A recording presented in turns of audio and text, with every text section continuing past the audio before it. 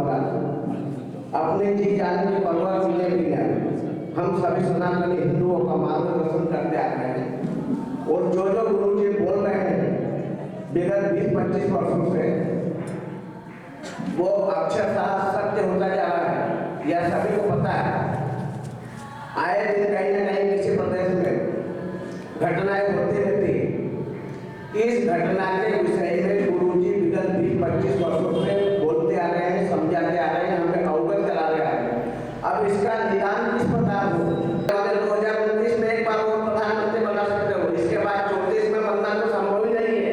ज्यादा से ज्यादा 20 वर्ष के अंदर गुरु जी का मत है कि 20-30% हिंदू को तो तख्त कर दिया जाएगा, बाकी के कन्वर्ट हो जाएंगे और 10-20% ऐसे हैं जो विदेश भाग जाएंगे।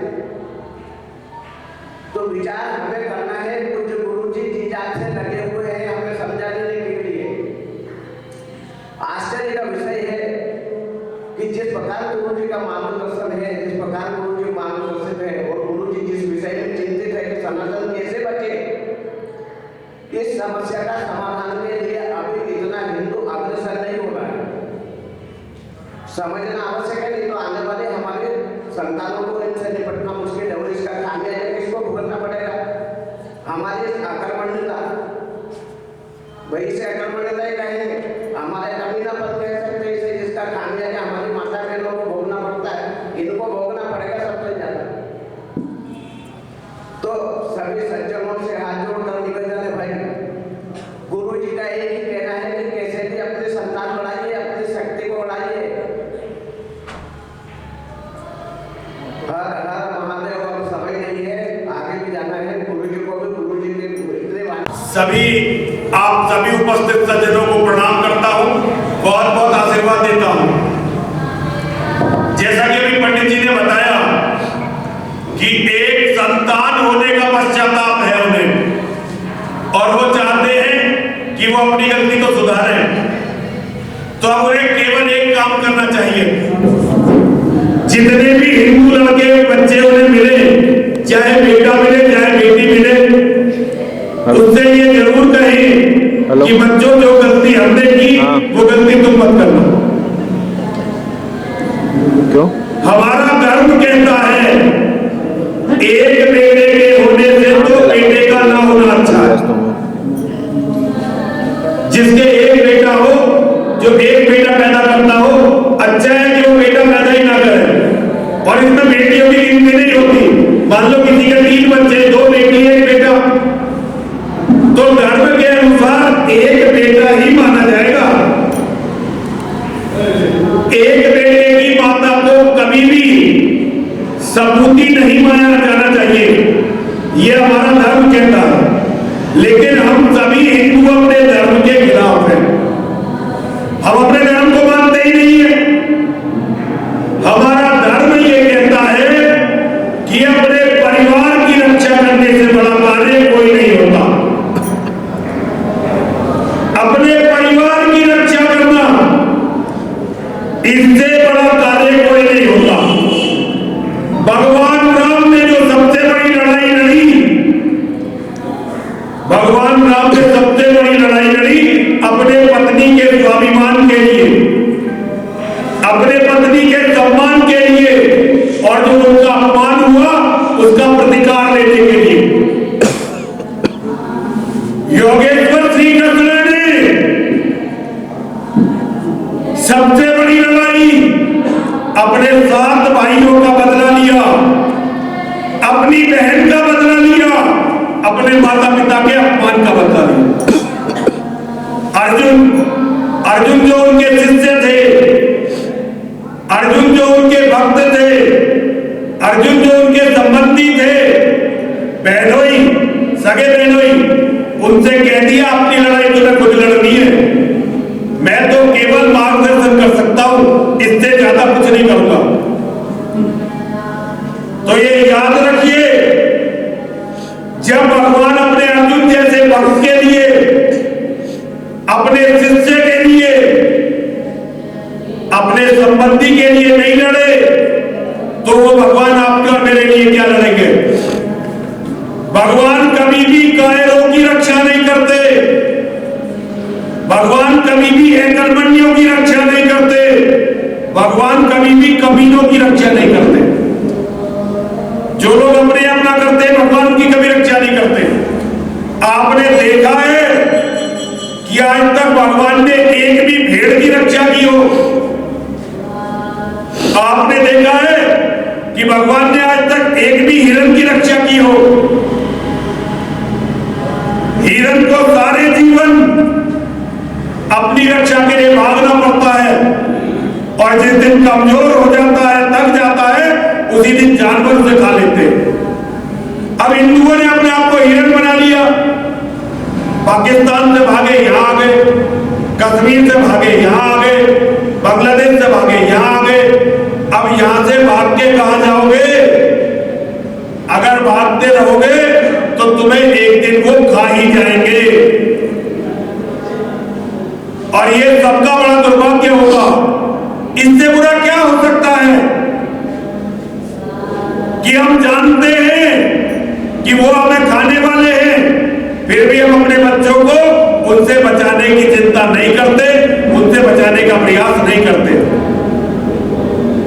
तो ऐसे पापियों को, ऐसे कायरों को भगवान कैसे क्षमा करेंगे और किस मुंह से आप भगवान से क्षमा मांगोगे? मेरा हिंदुओं आपसे इतना ही कहना है, पंडित जी ने मेरी बात पूरी कर दी, उन्होंने बता दिया। मेरा यही संदेश है, अपने परिवार को मजबूत बनाइए। ये समझ लीजिए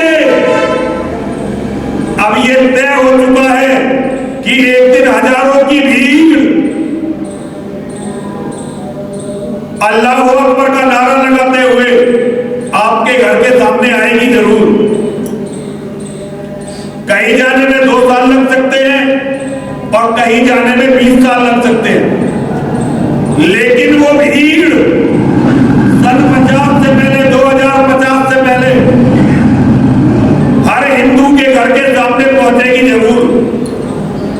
और तब ना तुम्हें बचाने के लिए कोई पुलिस आएगी, ना बचाने के लिए कोई नेता आएगा, ना बचाने के लिए कोई संत आएगा, और भगवान तो आएंगे ही आएंगे नहीं, क्योंकि भगवान की तो कोई बात तुमने कभी मानी नहीं। अगर भगवान की बात तुम मानते तो भगवान तुम्हारी रक्षा करते।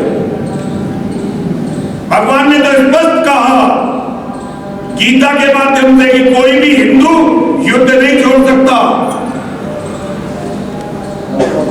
जब अर्जुन ने कहा कि मैं युद्ध नहीं करूंगा, तो भगवान ने स्पष्ट बताया कुतस्त्वा कस्मन्विदं विस्मे समुपस्थितम अनार्यजुष्टम ऐश्वर्यम अकीर्तिकरम। अर्जुन, जब अर्जुन ने कहा मैं युद्ध नहीं करूंगा, और ये समझिए गीता अर्जुन के लिए नहीं दी गई थी, गीता आपके और मेरे लिए दी गई थी। अर्जुन तो केवल माध्यम थे, और भगवान ने गीता में स्पष्ट कर दिया जब धर्म पुकारता है तो आर्य को लड़ना ही पड़ता है। जो आर्य ये कह दे मैं नहीं लड़ूंगा, तो इसका अर्थ है कि वो आर्य है ही नहीं। हेलो, आप अपने आप को भगवान राम का भक्त मानते हैं, आप अपने आप को भगवान कृष्ण का भक्त मानते हैं, बाबा परशुराम का भक्त मानते हैं, महादेव और मां का बेटा मानते हैं, तो उनकी किसी भी बात को तो मानिए। हम केवल बकवास करते हैं, उनकी कोई भी बात नहीं मानते। हमारा ऐसा कौन सा देवता है जिसकी हमारे घरों में पूजा? आजकल तो ये साईं बाई पता नहीं कौन कौन बैठा लिए तुमने घरों में, ये तो पागलपन है, उन्माद है। वरना हमारे धर्म का ऐसा कोई देवता नहीं है जिसके हाथ में शस्त्र ना हो और हम उसकी पूजा करते हैं। हम पूजा करते हैं महादेव की, जिन्होंने सबसे अधिक राक्षसों का विनाश किया। हम पूजा करते हैं अष्टभुजी भवानी की, हम पूजा करते हैं महाकाली की, हम पूजा करते हैं मां लक्ष्मी की। हम पूजा करते हैं भगवान राम की, कृष्ण की, बाबा परशुराम जी की, बजरंगबली हनुमान की, और ये सारे के सारे योद्धा थे। इनमें ऐसा एक भी नहीं है जिसने अपने शत्रुओं को छोड़ा हो, जिसने अपने धर्म के शत्रुओं को छोड़ा हो। भगवान गीता में कहकर गए हैं, अथ चेतत्वम अहंकारान न श्रोष्यसि विनक्ष्यसि। अरे अर्जुन, अरे मानव, अरे हिंदू, तू झूठे अहंकार के वशीभूत होकर यदि मेरी बात नहीं मानेगा तो तेरा विनाश होगा। और ये कहा अर्जुन के लिए कि अर्जुन मैं तुझे कह रहा हूं युद्ध कर, तूने युद्ध नहीं किया तो तेरा विनाश हो जाएगा। अगर अर्जुन जैसे महामानव का विनाश हो सकता है तो फिर हम किस खेत की मूली है भाई? अगर भगवान की बात न मानने से अर्जुन जैसे महावीर का, जो साक्षात शाश्वत ऋषि नर का अवतार है, यदि उसका विनाश हो सकता है तो हम लोग कौन है भाई? क्या आप में से कोई अपने आप को अर्जुन के बराबर मानता है? अगर आप में से कोई भी अपने आप को अर्जुन के बराबर मानता हो तो हाथ खड़ा कर दो जरा। अच्छा, आप अपने आप को अर्जुन के बराबर मानते हैं? बहुत बढ़िया भैया, चलो आज इनकी परीक्षा लेते हैं पहले। चलो भैया, इन्हें बेटा एक रिवॉल्वर दो और इनसे जरा निशाना लगवा के देखो कबूतर मारने के नहीं मारने के। ये मूर्खता की पराकाष्ठा है। अगर आज कोई व्यक्ति कहता है कि मैं अर्जुन के बराबर हूं तो ये केवल ये है कि वो ना अर्जुन को जानता है और ना वो खुद को जानता है बेचारा। तो ऐसा व्यक्ति दया का पात्र है, उस पर दया करनी चाहिए। लेकिन मैं ये आपको विश्वास दिलाता हूं कि अर्जुन जैसा योद्धा आज धरती पर संभव नहीं है,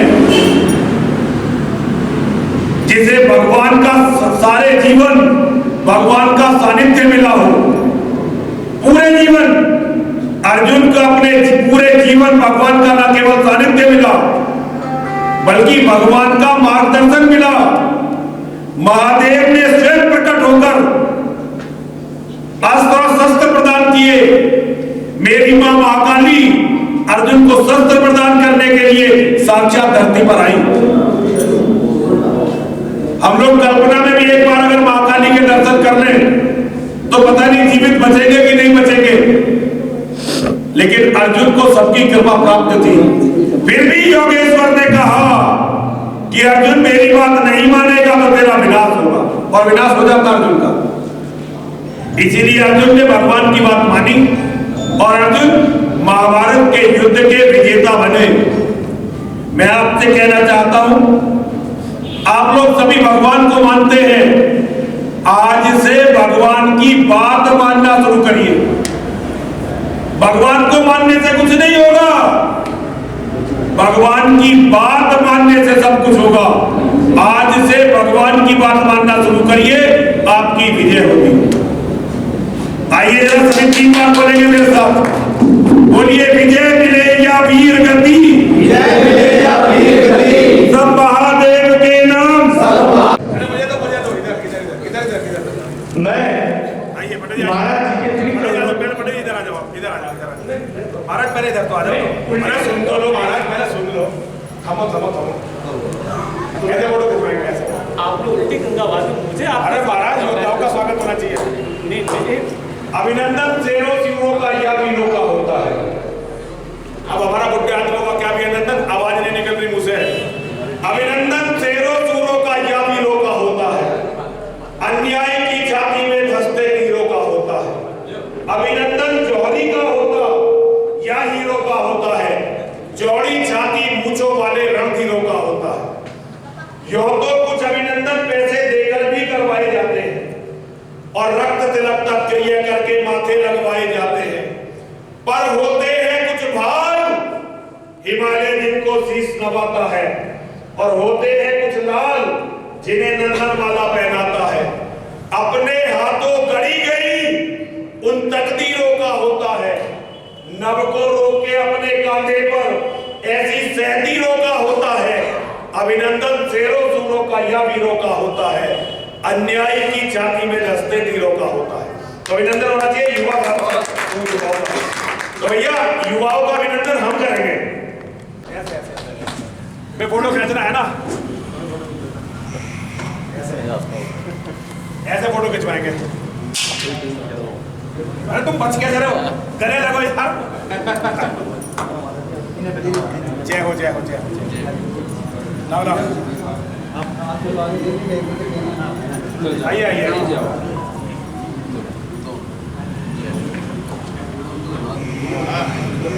जाओ जाओ। जय हो जय हो। फोटो तो क्या चले जाओ। घुमा घुमा के से फंसा बोल देता हूँ।